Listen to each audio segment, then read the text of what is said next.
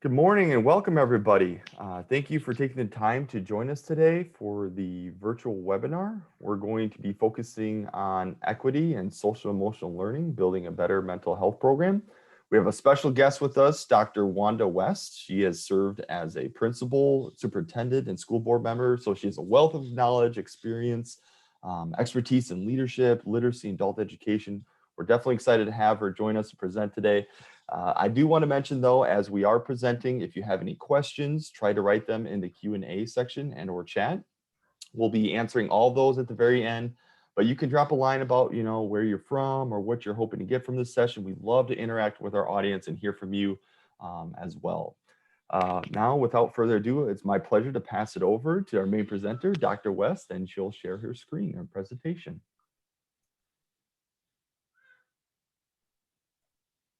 Good morning, everyone. I am trying to share my screen. But good morning to you while I'm trying to share the screen. I think we have it right here. Yep, we can see your screen, your desktop. Okay, we're doing great then. All right, we can see it. All right. Okay, great. Good morning, everyone. I am Wanda West. I am a recovering school superintendent. And I've been in this business probably 40 years, almost 40 years. And here's the funny thing. When I retired from the school system, I went home and decided that I would be a housewife after 32 years. And after being asked to cook breakfast, lunch, and dinner within the same day, and grocery coming in the door the next day, and I didn't go shopping, I decided that I had to go back out and grab hold of my passion and go back to work. My career has been just absolutely wonderful, serving as all of the stuff that you see up on the next screen. And I want to share just a little bit so what I am saying to you makes sense. Um, I have had the privilege of serving as, and I want to go at the bottom, I think, and start where you see teacher. My passion is teaching. Everything that I have up there, I've done some teaching with. But I've served as teacher, curriculum director, director of staff development, all of this stuff that you see up here. But the thing that I want you to know is that I have worked with the exceptional end. I have worked with the alternative end. I have worked with the gifted end. And I have served the school districts, schools, programs, the colleges and universities. And I say all of that because after all of these years, there is one thing that I know, that every time we talk about equity, every time we talk about leadership, every time we talk about serving children, the first thing that we have to think about is that all of us have had trauma. All of us may have alternative issues or have dealt with it either with ourselves or with our children. I want to go back just a minute because I want to make sure that you're with me when I go into this topic. I want to put emphasis on equity and those considerations from a leadership point of view. And so, what I have planned is to share this practitioner's perspective of where I believe folks should come from in order to go on this journey, like I've been on for some number of years. The other thing is now I serve in alternative ed as special projects coordinator here at Central Georgia Tech. And the joy of coming here, now I'll be honest, I came here passing through trying to get out of my house. But when I got here, I met two children that had graduated from my school district. And I thought, oh my goodness, when I asked that child, what are you doing here? I thought you had graduated. He says, Dr. West, I tell you what I did. I pretended that I graduated among my family and my friends. And he was one of the best students, yet had trauma issues. And he ended up falling through the cracks when we had the laws that said you must pass the high school exit test before you could graduate. He was embarrassed. He never finished his last units after he did not pass the test. We got him in here and he's graduated. But the joy of serving here at Central Georgia Tech is that we have watched transitional students come back. We've watched regular, the ELP program with our language and citizenship development in. And we have had students that are gifted, middle of the road, and of course, your other exceptional ends that bridge us into what we are talking about today. So I want to take a deeper look. So I am hopeful at the end of this session that I have shared with you something that you can take back with you. I call it nuggets. And I'm going to speak from a leadership end because I almost feel now that I have been just everywhere, including professional standards.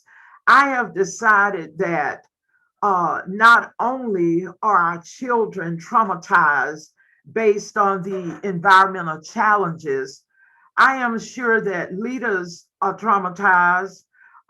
Some of our staff members are traumatized, even though they are very successful. And what I'm saying is, I've learned that leaders can relate to students. Um, like I stayed up a half night last night just thinking through this presentation. I asked myself, at this age, am I hyperactive? And I decided before day this morning, because I couldn't go to sleep, I was so excited about providing this presentation until I decided I was hyperactive and I was born at 2 o'clock in the morning. And specifically, I am tool for this mission. So we want to define equity, educational equity. We want to share the importance of a new mindset. And I want to share leadership issues relative to this topic on education literacy or educational literacy as it relates to the social emotional learning at every level. And then I want to go to Dr. Edith Hale's work, and I want to talk about the work, the worker, and the workplace. And then I want to end with a story that I am going to pull this back together, hopefully that connects leadership to engaging your students in their learning and thinking about how we approach students and how we should approach them differently. I recognize that every level requires a specific set of strategies, and I'll say this up front. I feel like some of the best teachers are the teachers that teach the students of exceptionality. In talking about the critical leadership pieces, I am asking you to flip with me now because we've gone from transition to mission, especially with the pandemic. And I just believe we have gone into a period where new norms are essential, and everything that we do must be even more intentional and explicit because of the different approaches to curriculum, or our different approaches using curriculum, what is taught in instruction, how it is taught. We must retool for now and the new mission. So I've asked some questions, and a statement is in this series. How do we retool and leverage resources to meet the needs of the students that we serve? Have we begun to address those critical needs for these pandemic times? Is it time to step outside of the box? What can we do to rethink collaborative efforts as educational specialists and professionals? And I want you to listen to this part, with our community partners, our parents, to focus on students and needs at all of the levels. And where do we begin? So I thought I needed to bring this conversation, since I'm a leader, into a focus to put it right back in your hands. We actually are caught up in a global mission to ask, what do we do now that we've been through pandemic times? And there is one thing that I know, and Simon Allen, who's the president and CEO of McGraw, stated it better than I could have stated it. So as you read that, he says, we've got to be true to the profession, because when our babies are born in bleak poverty, everybody expects for that child to be the president of the United States. They expect for them to be the ambassadors. I have a friend where we say, how's the Secretary of State? How's Reverend this doing? How's our lawyer doing? Because we believe in nurturing that passion for the children that we are serving and raising. In talking about this, the word equity, and I thought about it when I got to the end. I want to put the word equity plan in your mind, and I will share with you down in the presentation some of the pieces that I pull from others' work. I operate on the premise that everything rises and falls on leadership. And when resources and services are provided, it should be based on real needs, because the pandemic put the lights out. We may have been dealing peripheral with all of our glorious plans that we set up annually, but when the lights went out, it's a different story. And when equity is a part of that plan and to achieve excellence in education, then equity does need to be at the front. I will tell you, after the pandemic, it is a new day and a new way. And I don't know about you, but in that last week of March in 2019, when we shut down and our full classrooms looked like this, and our children and our staff went home abruptly, and my staff and myself, I don't know what it is, either lunatics are crazy enough to stay. Just as soon as the administration gave clearance that we could put on the mask because we were in closed spaces, that we could come back. But I tell you what happened in the thought process. My staff and I sat at the table and said, oh my goodness, how will these children be solved? And yes, and I said to them, not only that, we must work from home, creating those plans around those students' needs. And Our job here at Central Georgia Tech, my job as special projects coordinator, is to recruit students out of the streets. We deal with trauma. We deal with transitional folk that have been incarcerated. We even deal with the reach populations in partnership with our partners. So we started thinking about how do we move from tradition to mission. In other words, we average about 2,500 to 3,000 dropouts a year, and we graduate an average of 600 to 800 on a good year, and about 400 this year. And it's a result of our coming together to look at those student needs. And I will tell you, we have many gifted students here, but most of them are middle of the road. They've left because they've had children. They've left because they got tired of school. And I love the gifted piece. When I meet a gifted student, I ask them, why did you leave? I got bored. Teachers, they don't even stop to think about that we know most of this stuff that they are trying to tell us. So one guy told me I just needed hands-on stuff. This guy went back to the adult ed program, GED program. It's job preps now. And yes, we provide the high school diploma, the Georgia high school diploma equivalency is the key word here.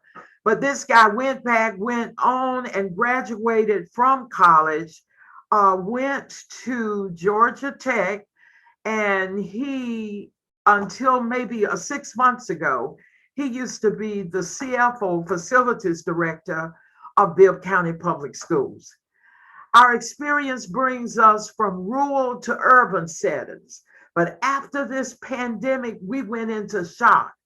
It was from brick and mortar schools with filled classrooms to automatically needing online services and running around like chickens with our heads cut off to try to put models together that would blend much of what we were doing. And the knife in the heart was every child did not have access to technological connections.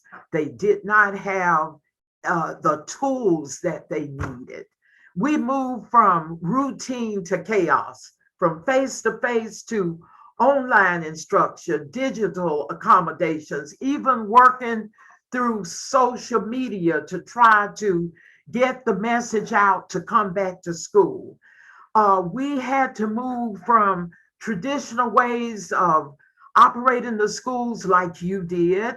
And we had to go home, get our technology together, and begin individually, really, until we could come back together as a team. Meanwhile, while that was going on, my staff, we sat here and we started reflecting on traditional norms as it relates to what we had to do to purchase or find money, resources to provide the services. So we quickly, like you did, had to go from your old ways of thinking and doing things to doing things differently to meet the demands for instant change. When you talk about those effects, and this is the Center for Education Equity, and when we talk about equity, most times people or professionals don't even like to talk about what we are dealing with in the school district as we work with students. And I used to tell my staff, you got to have a positive attitude, and you got to have a positive attitude about everything. In this business, all of my professional life, I don't care how many knives were driven in my back. I don't care how many trauma cases came to my table. I always tried to approach it from, we can take this child to the next level. We can take the conditions to the next level. And the joy of my service in the school district was, we carried a school district second from the bottom in the state of Georgia to the top quartile. And we did it in 5 years. But the first thing was developing a high performance culture where each child receives what he or she needs to develop his or her full academic and social potential. And this statement comes from the National Equity Project. So it's important now for me to define equity, and I'm going to go from just a little bit of leadership. When you start talking about equity with leadership, and you are leaders, and I'm going to come to that in just a few minutes. But from this chair of superintendent, and I want you to know what your leaders have to think about. You do your plans, and your plans are converted to ways that they will allocate funds. And I've been on the board of education. And when it gets to that level, the school district has worked all of the plans out. And so teachers are saying they have $200 million budget and they couldn't provide the resources for my students. Well, I want to talk to you about equity and define it from the top. I took the time to explain how the budget works to my staff. Yes, this end of equity is about finding the money, finding the partners, finding services to purchase and to connect with your central office staff, your principals, straight down the line for what you ought to have. I want to take a look at the work, the workers, and the workplace, and talk about equity in considerations for all of your students that would fit by definition in the category of traumatized. And I want you to keep an open mind, because we've got to think outside of the box. Because as we prepare for our students that would be on this line of trauma, bullying, uh, trauma, cutting up in the classrooms, trauma, stealing things, trauma, sexual acts imposed upon students and the groups. We still have to make sure that those children are in school, that we support that academic, social, and emotional needs. It reminds me that I had a child that came from up north back home in the town, in the school district that I served in. It was rural. In the school district that I came from, it was urban. And I served as director of staff development and proxy principal in the larger system. And the balance of that in looking at this equity issue, when I went to the smaller district, I got a chance to put my hands on just about everything and anything that you serve. And so this disciplinary venue was going on next door to my office. And I said to the young man, because he took over the disciplinary portion, I opened my door, walked through, and I said, would you all dismiss for just a minute? Come in. Well, I learned that he was from New York. He had been in the gangs. He came back to live with his grandmother. He was traumatized because his mother left at 5 to go to work. He was home alone and a single child, no brothers and sisters, no siblings. And anyway, this child just wanted attention. So we put him in charge of helping the athletic division to set up every game, helping helping the administrative staff to set up for functions. I worked out something that day because I realized that he realized that he stepped off the landing. So my point is, now that our children are spending real time at home, and with the Delta version coming back, we may be there again. So broadly speaking, I am encompassing these social and emotional learning needs and support systems that we must provide and refer to in process. But the heart of what I'm saying now is that every last one of you, if you're in this business of educating the children, whether they are gifted, our middle achievers or low achievers, uh, they have a set of social values, emotional responses, behavioral actions, and character skills that has come from the culture that they have been raised in. And so, equity, as we purchase and look at this from a superintendent's board of education level, and then central office. I made them come out of central office and really have what I call circles of influence with teachers, reversing the process.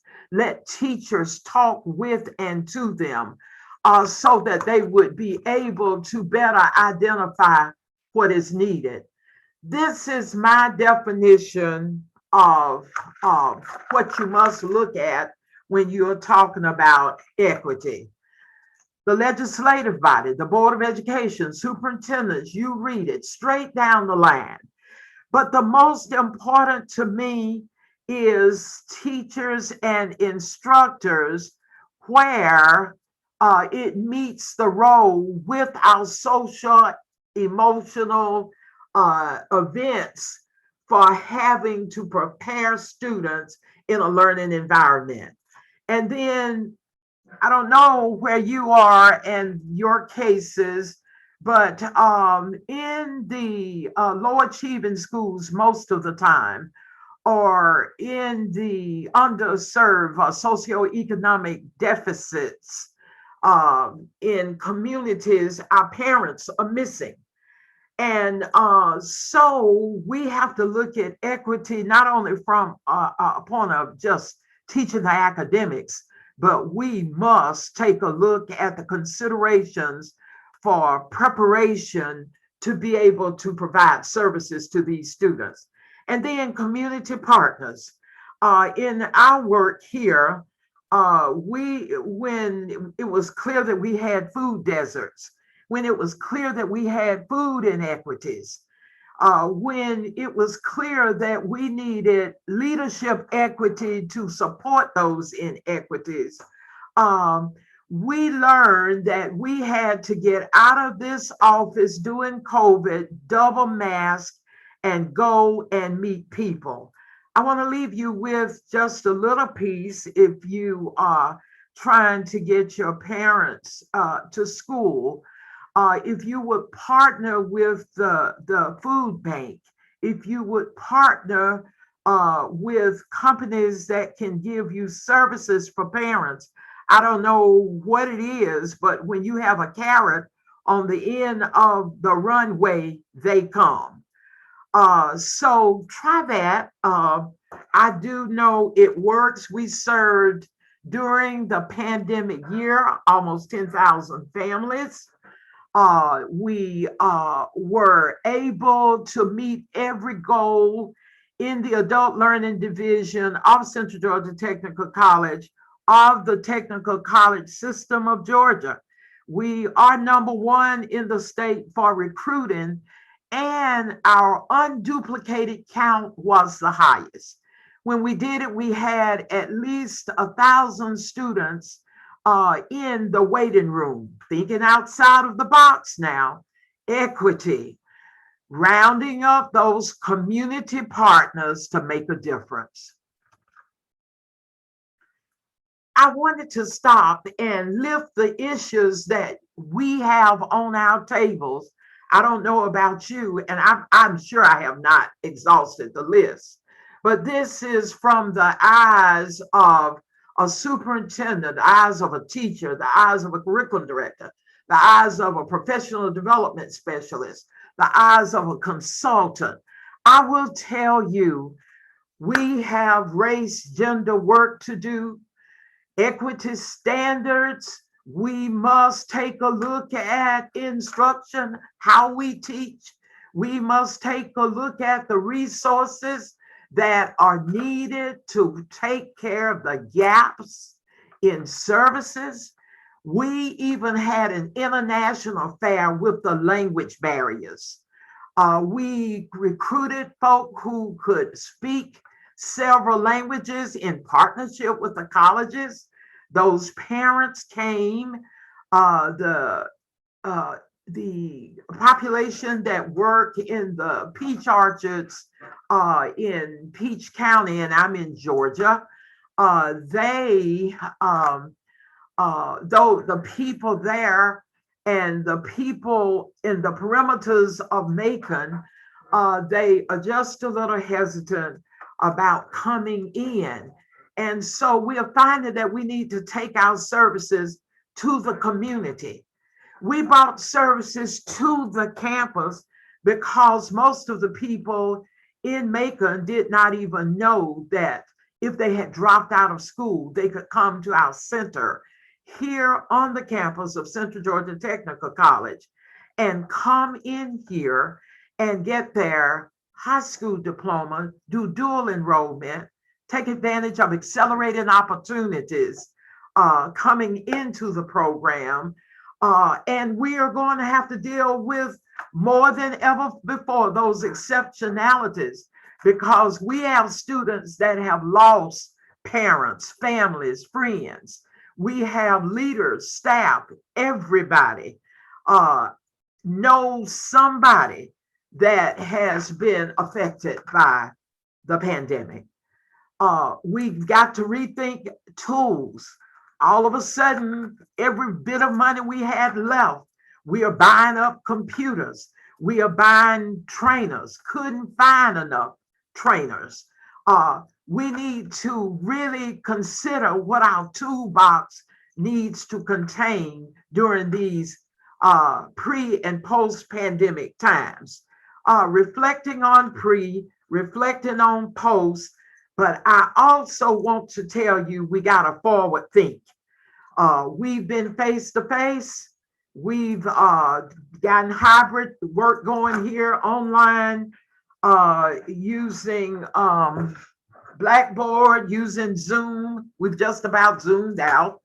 And we have to keep our eyes on ample certified personnel because many of the senior citizens like myself have been completely hesitant to come out.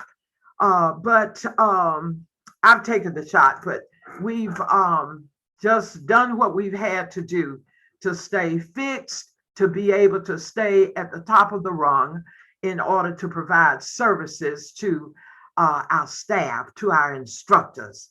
And when I was superintendent, I don't care what we had in the budget, I had to hear from my staff. So here are the challenges.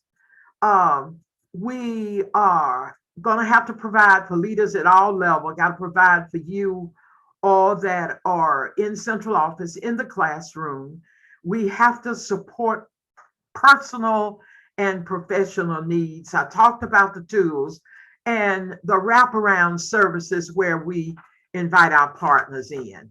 So what I want you to do right now is change the way you look at things so that the things that you look at will change. Dr. Edith Hale had a model that says, and I would love for you to just go and look up her work, Dr. Judith Hale, I'm sorry. The work, the worker, and the workplace.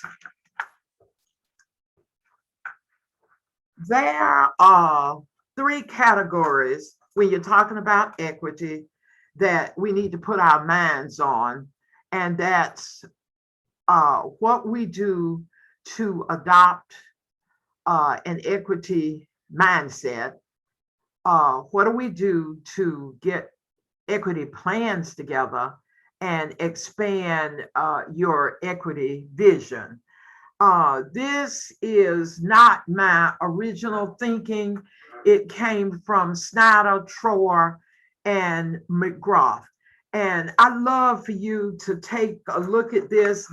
They provided guiding principles for equity in education. I put that link in my references so that you can take advantage of it. Let's take a look now. When we're talking about the work, we're talking about a closer look at some of the issues that we've talked about. When we talk about the worker, that's a focus on who has the expertise to do the work around the issues. And thinking outside of the box now, I know you teach, but you really want to embrace the Department of Health, library services. You want to embrace counseling services. You want to embrace those wraparound services along with our appointed professional services for the different areas to help with problem solving, help with decision making, help with identifying the best support for those students. And the workplace. So my equity work at the top in purchasing and providing is to make sure I know what those issues are, to make sure that I can agree, since superintendents are the only one that can hire, but your principals can recommend up the line. And so you want to develop this working relationship at the school level, at the department level, in your grade levels, clusters, or among your grade levels, to make sure that you have done your best to get the quality of instruction to those students. The workplace. How are you going to provide those resources internally and externally? Every school is in a community. You shouldn't be working in a community or a city. One school district just loaded their central office personnel and took them to DFACS, the Department of Labor. They had a scavenger hunt. They came here to adult ed and to the credit side of the college. And round them up, take them on a scavenger hunt. Do you know what the evaluation said? Most of the leaders had been hired from the outside, didn't have a clue as to where they could go to get services, let alone develop partnerships to bring those services in. I'm going to ask you to take a two-generational approach when you're working with children with trauma, outside of the box now. When you deal with equity and we purchase stuff in support of those needs, you need to focus not only on the client you serve, and that being a child, but you also need to focus on the parents. Here in adult ed, everybody here has children. They are grown, average age in the 30s. We even have some as young as 16 where they couldn't take that traditional setting in public and private schools. And they come here because they want true individualized instruction, and they want to come on their own schedule and their own time. This two-generational approach looks at a focus of what we do for children if you're on the early end, and what you do for adults on this end, and look at, can we retool adults to better help our students? Academic achievement, of course, character education, the work, non-cognitive skills. I'm talking about those partnerships now to get those in. 21st century soft skills and life skills as we look at career, and the college pathways. So the question is, are we ready to support the needs of students, and are we prepared to promote and address equity? Every leader has his own style of doing things.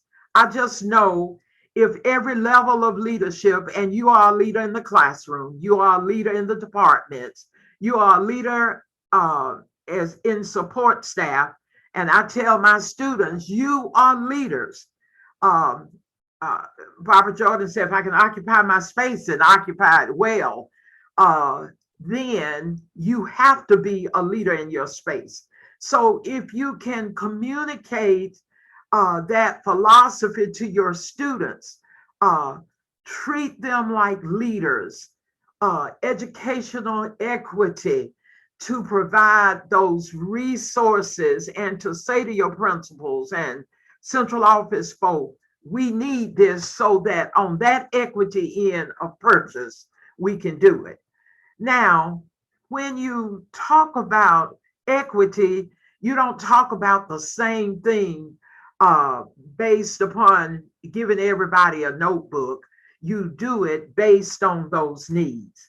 So we need to surely look at eliminating those barriers for you, so that you can get what you need to really define equity as providing those resources based upon what you need.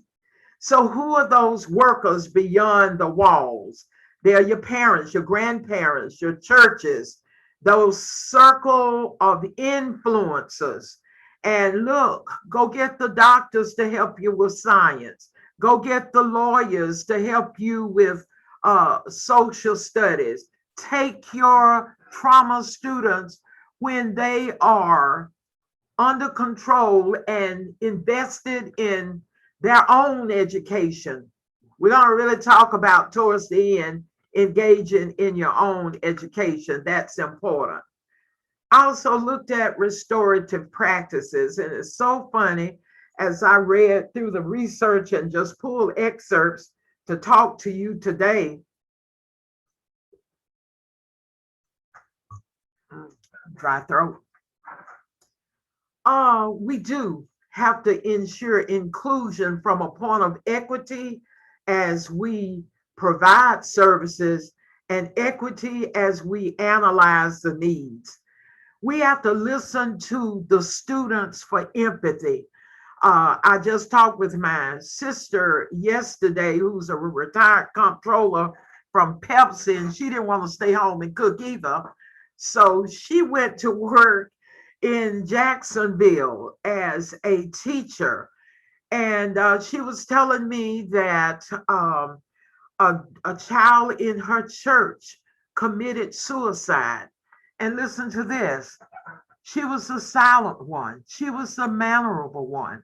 She was the one who followed all of the instructions. She was the one who came to Bible school.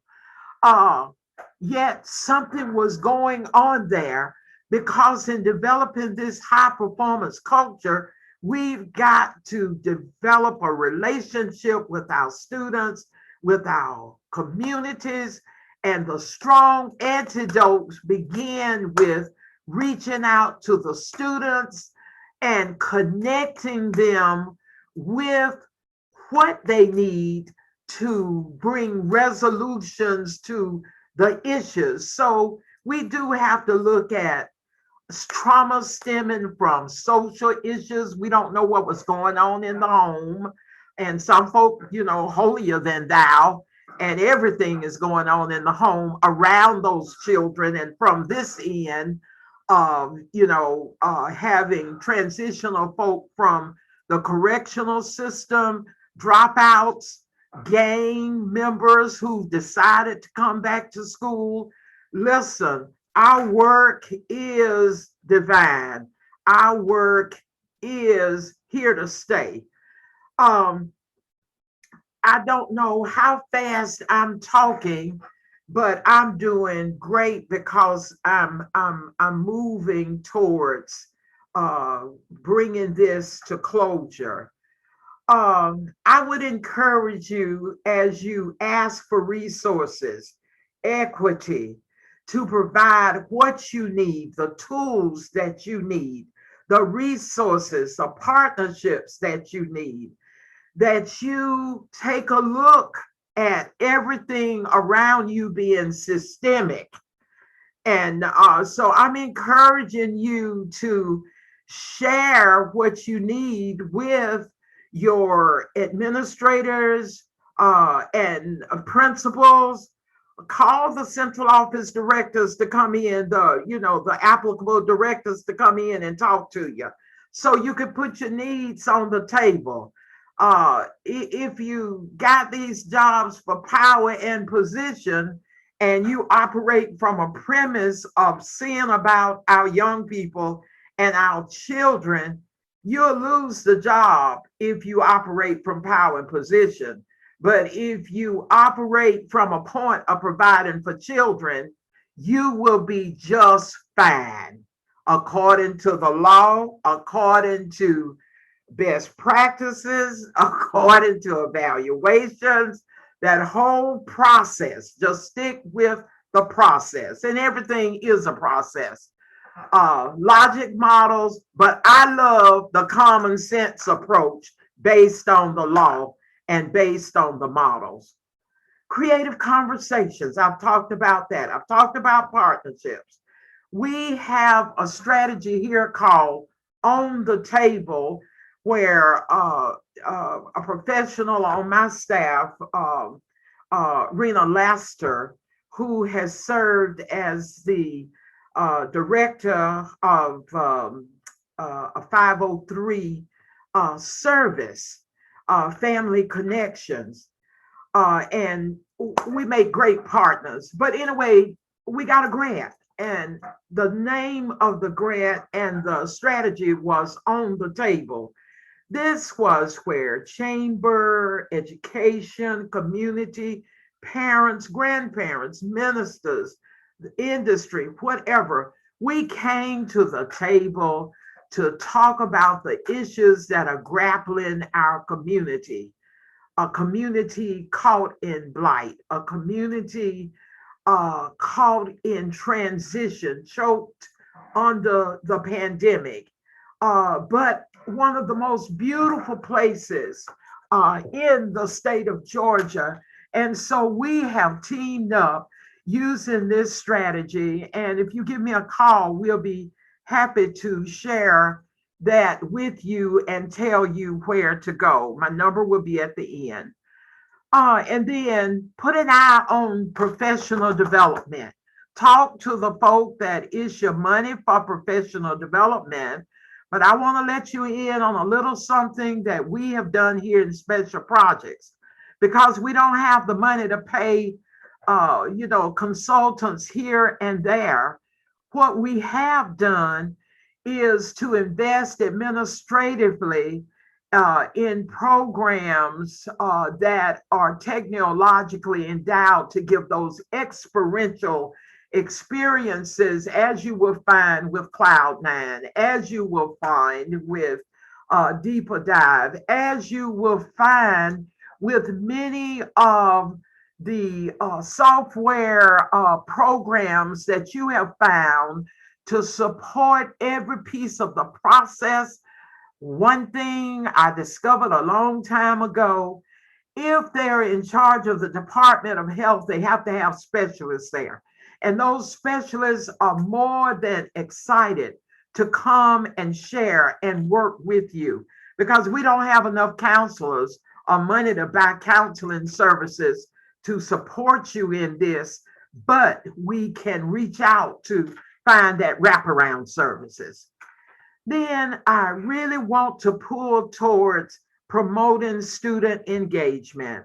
I know young people are what they are, and I know equity, to provide equity as a mindset, equity to try to achieve equality, to try to achieve equity, equality meaning everybody got the same thing. Every child is different. Every child has potential. And I know that every child, wherever their baseline is, every day that you teach them, you are moving them towards that target of academic achievement. I want to tell you a story, and I hope I don't run out of time. I call it the Ariel factor. I want to tell you the story, and I get emotional, but I want to tell you the story of this child. And this is not your child with disabilities. I want to do it on the exceptional end because I want you to think about something. This child said to me, and she is my niece, she said, Aunt Wanda, she said, you know, the problem that teachers have and the problems that leaders have in education. And I said, no. She said, they are all like you. They spend all of their time telling us what to do instead of teaching us models. The child said to me with her gifted self, Aunt Wanda, everything is a process. So we've learned the research process. We've learned graphic organizers and how to use them to just really take information and pick it apart. She said, let me show you something. And so she took this paragraph and she used one of the graphic organizers to decipher, to come up with answering the questions for comprehension. If you're reading teachers, you'll know what I'm talking about. And she loved research, and she learned her research skills from 4-H. And I need to give you just a little background because while she was gifted, she was traumatized in her home because her father was an alcoholic. Her mother was a classroom teacher. And when she had her, his behavior sent her into postpartum depression. And so I learned that it truly does take a village to raise a child, because I had the experience of really going one-on-one with that child. And I have to tell you, I don't have any children except for all of my children that I have taught and leaders, my children at every level now that I have coached to get them to next steps. But she told me, she said, Aunt Wanda, sit down. And she put on a pair of white sunglasses, and she's darker than I am, and they had dark lens. And, you know, I was having conniptions because I've come from a generation where there is a certain way to dress and a certain way to present. She said, you all get too caught up with being proper. We've been taught character education. She says, I know when I go out with you, I have to do it your way. But I want you to tell the teachers, get to know us, teach us how to do it, and let us do it. In our homes, our mamas, a lot of times, especially in the low socioeconomic places, the wealth of their vocabularies may be shut up, sit down, what did you do in school? And in those more affluential homes, their vocabularies are, oh my God, it's just, you know, the brain is filled, the medulla oblongata is just working 24 hours a day, taking in the vocabulary. But on to Ariel's story. Ariel said, I am going to one of the top 10 schools. I said, okay. She said, I am also going to make sure that I have the money to go. And I said, okay. And she said, I don't want you to tell me step by step what to do. I just want you to give me a model, explain it, and I'm going to tell you what I'm going to do to get it done for myself. She did that. In ninth grade, we took her from a predominantly Caucasian setting and we put her in a predominantly African American setting, of which she was in culture shock. But we thought after her parents had trouble and her dad burned to death in a garage fire, that we needed to give her balance. We needed to calm her down, bring her into other environments. And my husband owned a restaurant in a low socioeconomic neighborhood here in the city. And we even made her go to work in there. That was a culture shock. What am I saying? My niece was traumatized. Not only was there the alcoholic, not only was there a mother with postpartum depression, not only did her father burn in a house fire, not only did she want to help me do the funeral, but she had to tell her mother, it's okay now. She told her mother, you won't have to pay for my college, because she understood the parameters of self-preservation, because so much had happened to her. And so after 4 years in college, this child earned more than 200 first place awards. She took her research skills and she participated in the social science fairs, and she won every award. She won the Intel Awards nationally and internationally, honorary on the SWEEP Award, and fourth in the world on the Intel Award. Well, as you can imagine, all kinds of opportunities came, and in schools from all over the county and all over the state and all over the country were trying to recruit her. Well, she said in 12th grade, I said, Ariel, now you told me not to tell you what to do, but on my timeline, it says dual enrollment. She said, no, not for me. She says, I'm going to spend my senior year in experiential learning, virtual learning across the state, across the country. And she said, what I am going to do is take my half day left in my senior year and in the summer of my junior year and prepare scholarships. She applied for 300 scholarships and she got $1.6 million worth of scholarships. And in that set of scholarships, she got a full ride to 5 of the top universities, and she chose Harvard. And I am happy to say she's a world traveler. She's an IT engineer. She started out in medicine, and she's a minority at Google.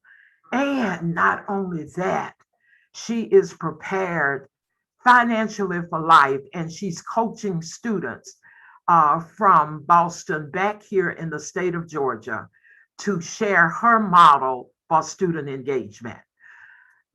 Oh, I'm at the end of my presentation. Equity. It's important that we funnel our resources based on needs so that we can achieve quality. It is important that we recognize not only the logic processes, but the common processes of linking hands with the parents of these children that are traumatized to develop a high performance culture. This has been exciting. If you have questions at this time, I'm going to ask Jordan to provide space and time for you to do so. And also, I'd like for you to know that I am out here, and call me at any time. And I also have resources attached to this PowerPoint. And if you'd like to know more about what was included in the presentation, and I love to come back and show our recruitment efforts here in adult ed to bring in the parents of traumatized students, the parents of those that are trying to get kids to stay in school, the parents of those that have children that are members of gangs, the parents of those that have students incarcerated. We have as many parents to come here looking for opportunities to address equity and considerations for those children that have been traumatized socially and emotionally. Thank you so much for your time. I am Wanda West. Feel free to call me. Feel free to dial me up. I do answer my own phone. All right. Well, thank you so much for joining us and presenting some great insight to equity and resources today, Dr. West. I also sharing your personal and very inspirational story about your needs. It was very awesome to hear. All right, so now as Dr. West mentioned, we're going to kind of switch gears and allow for some time for Q&A. I know you're probably absorbing a lot of what we just learned, but don't hesitate to write down some of your own questions that you might have at this time. I do have some of my own questions for Dr. West. So what would you consider the most important aspect of leadership to address today's challenges? Sometimes in leadership, especially once we leave the classroom, we get so caught up in being in power and position. We get so caught up in walking our next steps until we get it's about the children. Students should be our priority at every level.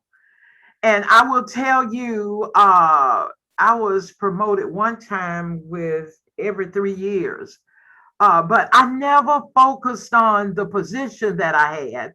I focused on the students and getting the work done so that my work with the children and the end results would make the difference. Yeah, no, that's great piece of advice. Also, I did learn that you kind of done a lot of mentoring as well. So what is your most important piece of advice to the education leaders that you do mentor? Um, After you've stayed in this business so long as I have, I'm just really challenged. I want to leave the term forward thinking. Um, Most people in my group, my generation, I am with what the baby boomers. So any of you that were taught to read with C Spot Run, the Scott Sportsman curriculum, C Spot, add a word and you finally read. And then when you get out of college, you need to run and take phonics because things have changed. Things are changing. You have to be in a forward preparation mode so that when you coach somebody, you don't impose tradition on them so much that you can't see the beauty of undergirding what they are trying to do. Your job is to connect them to the resources. And my blessing of having served those positions and serving as a consultant all over the state with Georgia's Leadership Institute and for many of the national educational organizations across the country, I try to connect them with the right organizations. I try to not tell them what to do because everything changes. Change the way you look at things because everything changes. A perfect example is the pandemic. But if you are mentoring somebody, it's not about you, it's about the children. Keep your eyes on the children and help them fetch the resources and open doors if you have connection. I open doors. I've served my time and I'm just loving it here. I'm loving it here. 15 minutes from my home, trying to stay up with technology, trying to, stay abreast of what it takes to build a quality classroom, a quality school, and incorporate those services with the political factions to look at the quality of this community and the quality of leadership that is needed. Absolutely. That's great. Yeah. Having that growth mindset, continues to look forward, think about what are things are coming and be open to that. Absolutely receptive. Very great advice. Um, I'm not seeing currently any other questions at this time, but as maybe other people are thinking of other questions, I am going to introduce myself. My name is Jordan Nelson. I am one of the customer engagement managers at Nasco Education.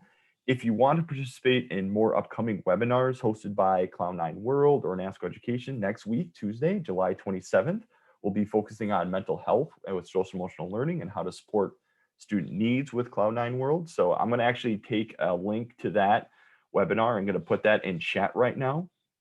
I also know that Dr. West did share a lot of her contact information. If for whatever reason that you want to get a hold of her and you don't remember what her contact information was, we have that connection so you can reach out to us at engage@nascoeducation.com.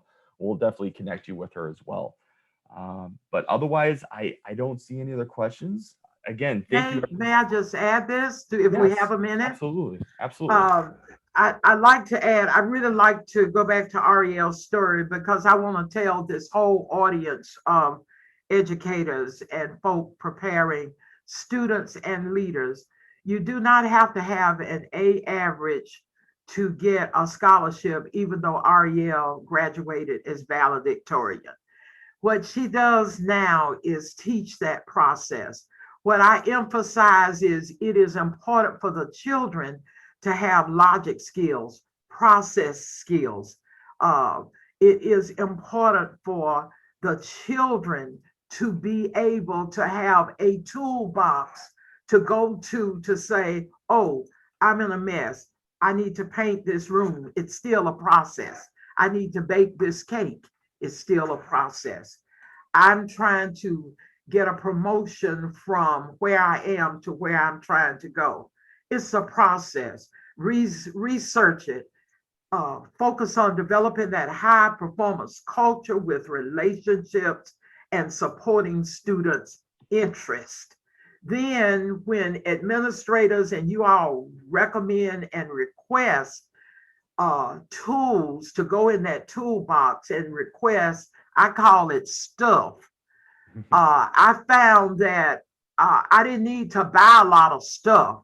I needed, as superintendent, to spend money on professional development to retool my teachers, to give them tools like Logic, Six Sigma, giving tools, professional development on technology to be able to engage in programs like you all have at Cloud9, like you all have in the other programs.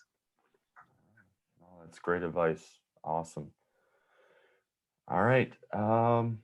I guess I don't see any other questions. There was some questions about the certificate and recording. This is being recorded and there should be a certificate in a follow-up email. If not, again, reach out to us at engage@nascoeducation.com. We'll make sure to get that for you. Thank you again for your time, Dr. West. It was definitely a Thank you, and pleasure. call me anyone. I'm a lifetime consultant in this business.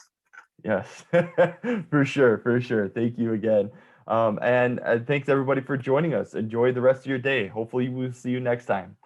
Take care, everybody. Thank you. Bye-bye.